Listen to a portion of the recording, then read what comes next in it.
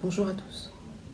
Hier, vendredi 8 janvier, mon père, M. Youssouf Said Swali, ainsi que d'autres militants, ont été arrêtés par la police, vraisemblablement pour avoir participé à des manifestations dénonçant le régime actuel qui ont eu lieu à Moroni et à Rahaya.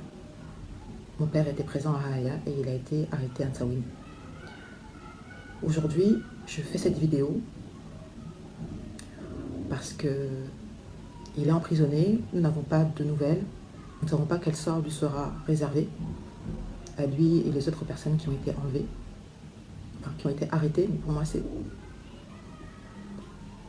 comme si c'était un enlèvement. On ne sait pas vraiment quelles charges sont retenues contre lui, quelles charges en tout cas ils vont décider de retenir contre lui.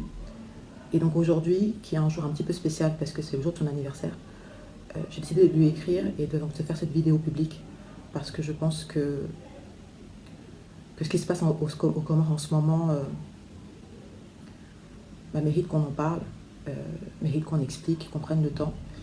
Et c'est vrai que c'est aussi peut-être pour moi l'occasion de rendre hommage à mon père. Donc voilà, je sais que les événements actuels nous laissent tous désemparés.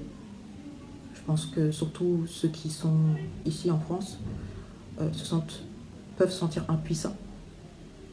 Et c'est d'autant plus important de parler et de rendre hommage à ceux qui là-bas essayent de faire quelque chose avec leurs moyens. Voilà.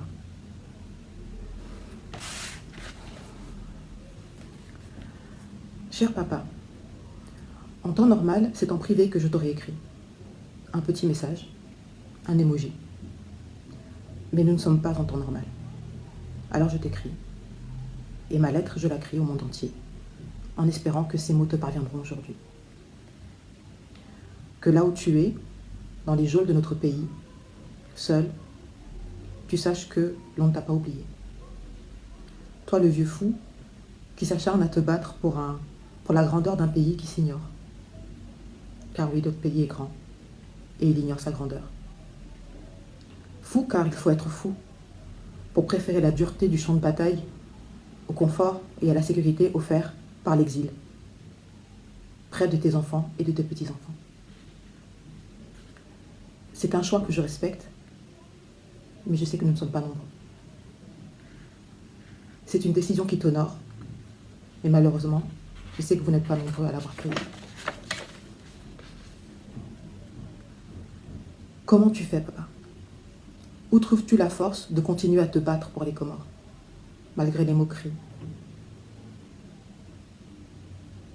Et Dieu sait qu'ils sont nombreux à s'être moqués de toi, malgré les insultes. Et Dieu sait qu'ils sont nombreux à vous insulter, malgré l'hostilité de ceux-là même que tu essaies de défendre, au prix de ta liberté. Moi, je suis une bébé militante. Tout juste une année que j'ai mis au service de la défense des droits de mon pays et de mon peuple. Et cette petite année m'a consumée, m'a dégoûtée, m'a horrifiée. Et toi, après 50 ans, à militer, battre le pavé, à obtenir des postes, participer à des campagnes électorales. Et ces 50 années après, tout ça, il ne se passe un jour sans que tu te battes, sans que tu ne serves ton pays. Sur les réseaux, ils en ricanent. Ils disent que les hommes politiques comoriens sont bêtes. Mais toi, tu es intelligent. Ils disent que les politiques comoriens sont corrompus et cupides. Mais toi, je sais que tu es intègre. Et que toute fortune que tu peux posséder un jour, tu l'as mise tout entière au service de ton pays et de tes idéaux. Quand certains se promènent et se pavanent en 4x4, tu restes cet homme simple qui se satisfait du minimum. Car l'essentiel est ailleurs. Dans les droits, dans la dignité, dans la lutte.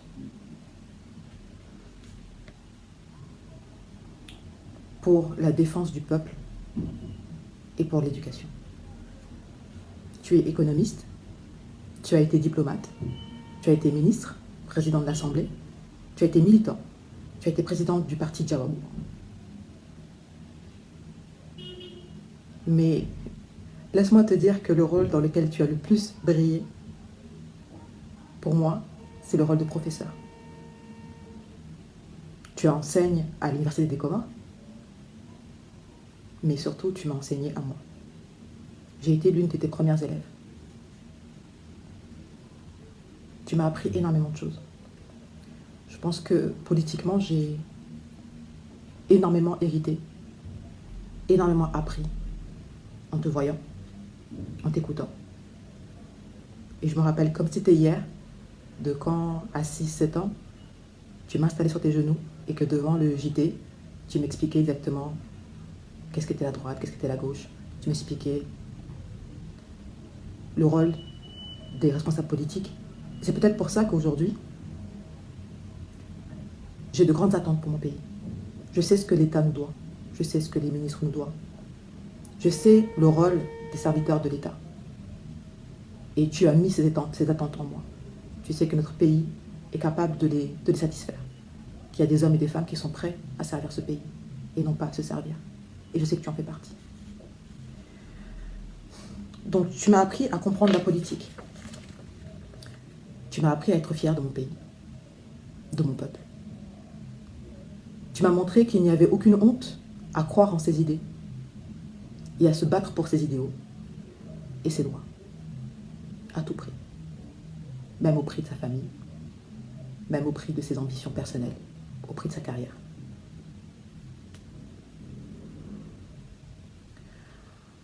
Alors je me moque de ce que les gens disent et au final je leur pardonne. Je leur pardonne quand ils disent que les hommes politiques comoriens ne valent rien. Je leur pardonne car ils ne te connaissent pas. Je leur pardonne car même si c'est pour défendre leurs droits et c'est pour défendre leur avenir que tu passes aujourd'hui ton anniversaire en prison, dans une cellule, ce soir, je sais que tu le fais par patriotisme et par devoir, et non pas pour recevoir des likes ou des encouragements de qui que ce soit. Tu n'attends rien de personne, tu n'attends rien en retour. Tu le fais parce qu'en tant que Comorien, en tant que citoyen, en tant que responsable politique, c'est ta place et c'est ton devoir. Et c'est ce que beaucoup de responsables politiques ont oublié. Mais ça ne m'empêchera pas de les demander pour toi, ces soutiens. Aujourd'hui, 9 janvier, est né un grand homme. Je sais que toutes les petites filles disent ça de leur père, mais mon père est un grand homme. Un grand patriote. J'appelle donc tous ceux qui partagent ces valeurs-là à le soutenir, de quelque manière que ce soit. Un mot, une vidéo, une lettre, un soutien, pour qu'il se sente moins seul aujourd'hui. Qu'il se rende compte que son combat, qui dure maintenant depuis 50 ans, n'est pas en vain. Qu'on ne l'oublie pas, qu'on est avec lui et qu'on y croit.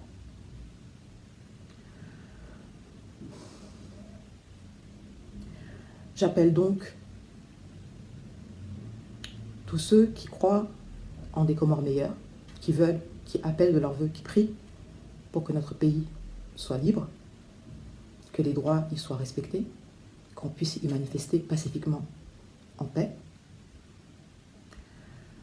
à soutenir M. Youssouf Saïd Swalihi dans l'épreuve qu'il traverse, ainsi que tous les autres qui ont été arrêtés parce qu'ils défendent les droits des Comoriens. S'il vous plaît, retenez son nom. Informez-vous sur son combat, son histoire et ce qu'il essaie d'enseigner depuis des années. N'attendez pas qu'il disparaisse, comme beaucoup de grands hommes politiques comoriens qui nous ont quittés cette année. N'attendez donc pas qu'il sombre complètement dans l'oubli pour le célébrer, pour le soutenir, pour apprendre à le connaître. Ce que j'espère, c'est que son courage, son engagement, pour nous, pour les Comores, puisse vous inspirer. Cher papa, je t'aime. Ta fille, Saïd Swalihi Mohamed Jumbab.